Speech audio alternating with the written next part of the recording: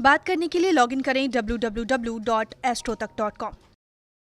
Hello everyone, मैं हूँ रश्मि मिकलानी, आपकी लाइफ डिज़ाइनर। आज हम बात करेंगे इस साल के दूसरे चंद्र ग्रहण की, जो कि लगने जा रहा है कार्तिक मास के इस पूर्णिमा को, यानी कि 8 नवंबर 2022 को।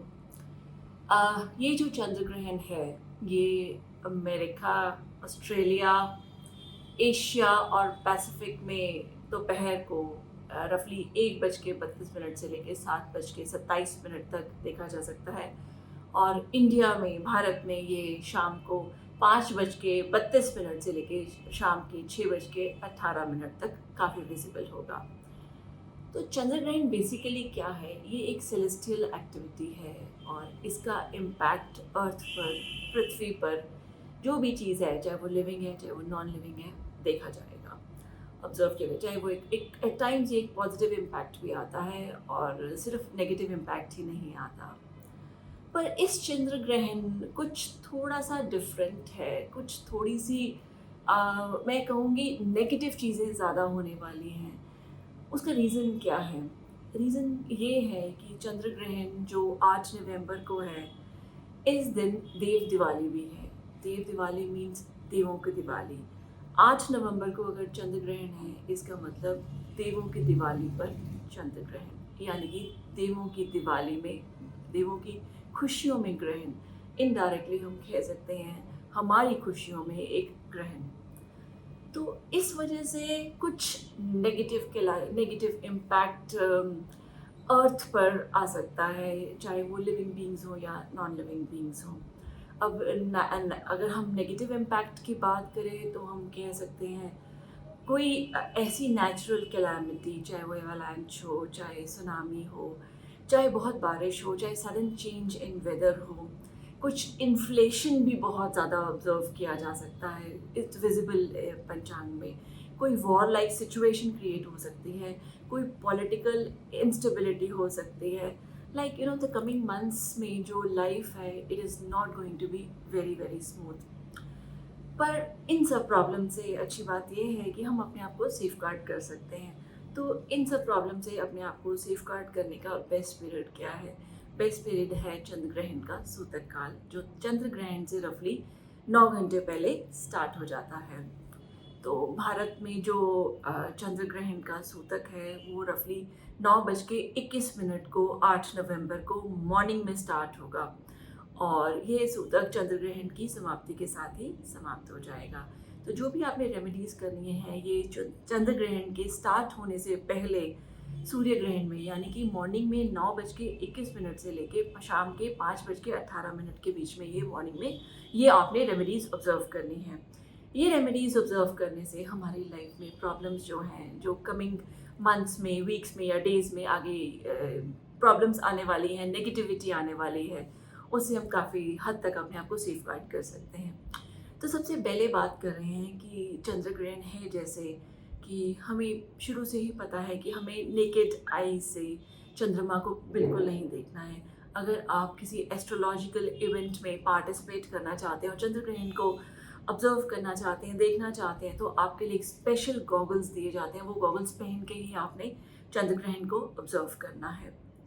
सेकेंड इम्पॉर्टेंट पॉइंट, आपने जितना मैक्सिमम हो सके अपने घर के अंदर रहना है, बाहर नहीं रहना।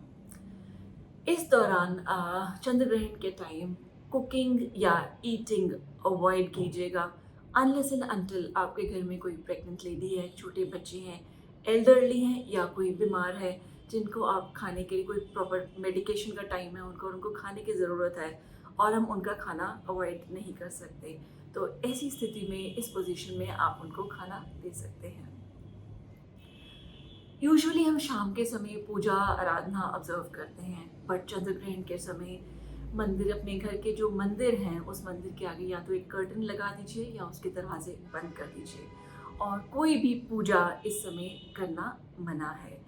और कोई भी अगर शुभ काम अगर आप करना चाहते हैं या करने जा रहे हैं चंद्र ग्रहण के दिन, तो वो समय, चंद्र ग्रहण के समय, कोई भी शुभ काम करना अशुभ माना जाता है। शाम के समय वैसे तो सभी बड़े बुजुर्ग भी कहते हैं कि आपको सोना नहीं चाहिए, बट चंद्र ग्रहण के दिन स्पेशली आप इस समय यानी कि 5:18 से लेके शाम के 6:30 बजे तक आप सोना अवॉइड कीजिएगा। अपने घर के दरवाजे और अपने घर की खिड़कियाँ शाम के समय चंद्र ग्रहण के टाइम कोशिश कर सकें जितना मैक्सिमम आप कवर कर सकें, ताकि कोई भी नेगेटिविटी आपके घर के अंदर उस समय प्रवेश ना करे।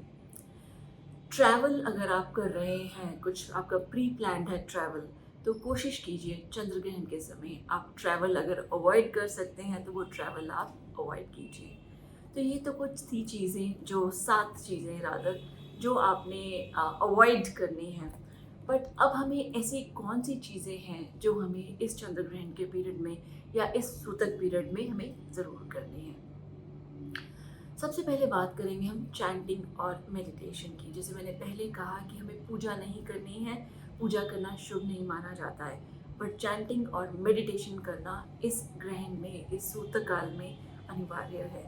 अगर हम इष्ट देव को अपने इस सूतक काल में और ग्रहण के टाइम में हम याद करेंगे तो हमारी लाइफ की प्रॉब्लम्स काफ़ी हद तक ख़त्म हो जाएंगी। सेकंड इम्पॉर्टेंट पॉइंट जो आपने ध्यान रखना है, जो आपने मेडिटेट करना है, आपने चैंटिंग करनी है, वो है चंद्रदेव की।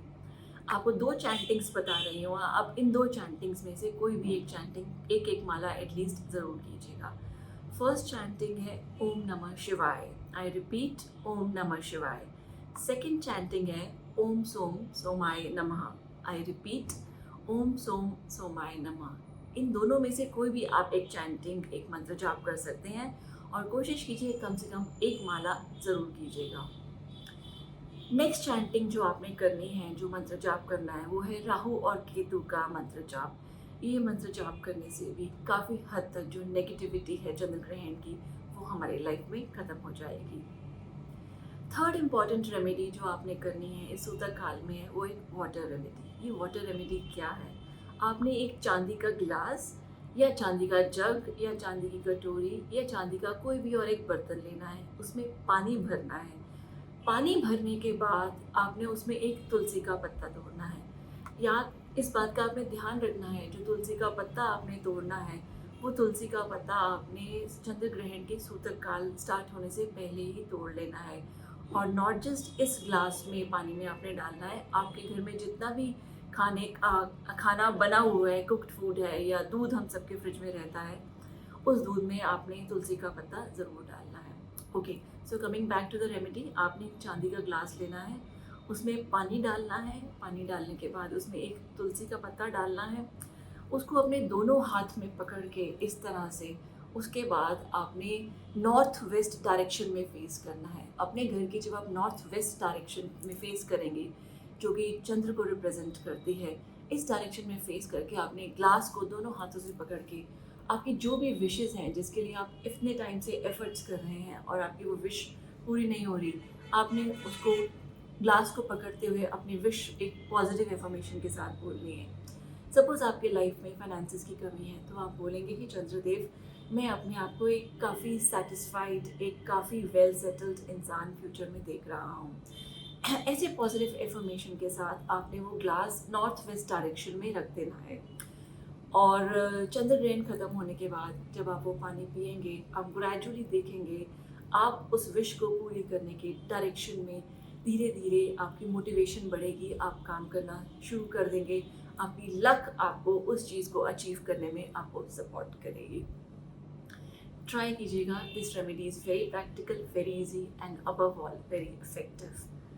नेक्स्ट हम बात करेंगे, जब ग्रहण ख़त्म हो जाएगा उसके बाद अपने अपने घर में हमने गंगा जल से छिड़काव ज़रूर करना है और हमें भगवान से प्रे करना है कि जो भी हमारी लाइफ में प्रॉब्लम्स आई हैं, चंद्रदेव इस ग्रहण के साथ, और नेगेटिव्स हमारी लाइफ की नेगेटिविटी, हमारी प्रॉब्लम्स इस ग्रहण के साथ साथ आप इवेपोरेट कर दीजिए। और लास्ट में ग्रहण ख़त्म होने के बाद किसी ज़रूरतमंद की हेल्प करना बिल्कुल भी मत भूलिएगा, क्योंकि ग्रहण क्या है? ग्रहण एक नेगेटिविटी है। अगर हम किसी चीज़ को, किसी करीब की हेल्प करेंगे तो उनकी ब्लेसिंग्स की हेल्प से हमारी लाइफ में बहुत ही प्रॉस्पेरिटी आएगी। लास्ट में मैं यही कहूँगी, भगवान से यही प्रे करूँगी, हमारी लाइफ में जितनी भी प्रॉब्लम्स हैं जल्दी से इवेपोरेट करें। इस चंद्र ग्रहण के साथ साथ हमारी प्रॉब्लम्स भी ख़त्म हों और हमारी लाइफ में हमेशा ही खुशियाँ आएँ। Thank you.